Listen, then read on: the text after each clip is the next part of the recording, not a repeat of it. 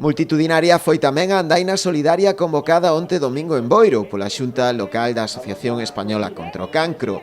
Nela tomaron parte máis dun millar de persoas e fixérono a pesar da adversa meteoroloxía, pois a intensa chuvia fixo acto de presenza durante toda a mañá, acompañando tamén aos participantes no seu percorrido.